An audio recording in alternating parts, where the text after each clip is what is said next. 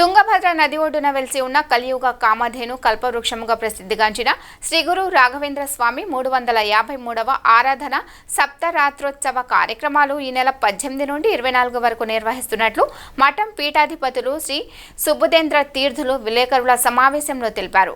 ఆరాధన మహోత్సవాలను పురస్కరించుకొని భక్తులకు దృష్టిలో ఉంచుకొని సౌకర్యాలు, పుణ్యస్థానాలు, భోజన వసతి తగు చర్యలు వివిధ ప్రభుత్వ శాఖల సమన్వయంతో విస్తృతంగా ఏర్పాట్లు చేస్తామన్నారు. ఆరాధన మహోత్సవ కార్యక్రమంలో మఠం మేనేజర్ శ్రీనివాసరావు, వెంకట్ జోషి, శ్రీమఠం సిబ్బంది తదితరులు పాల్గొన్నారు.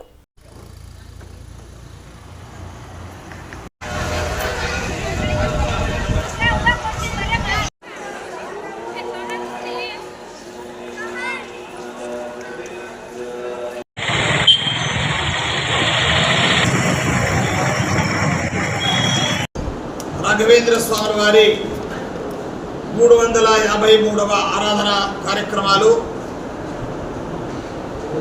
ఆగస్టు 18 నుండి 24 వరకు మంత్రాలయ క్షేత్రంలో అంగరంగ వైభవంగా జరిపించడానికి అన్ని సన్నాహాలు చేయడం జరిగింది.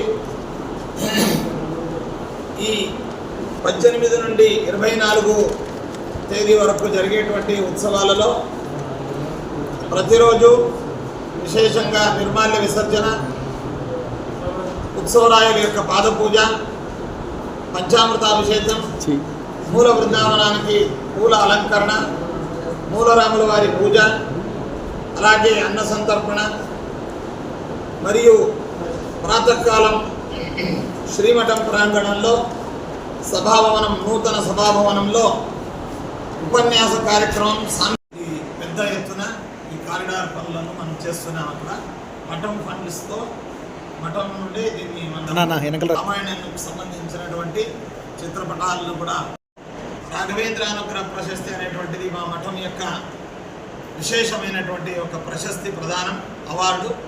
దాన్ని బెంగళూరుకు చెందినటువంటి చాలా గొప్ప విద్యా సంస్థలు ఏర్పాటు చేసి దాని యొక్క రాఘవేంద్ర స్వామి వారి ఆరాధనా మహోత్సవాలు కేవలం మంత్రాలయంలో కాకుండా మంత్రాలయంలో వారి మూల బృందావన సన్నిధానంలో జరుగుతుంది.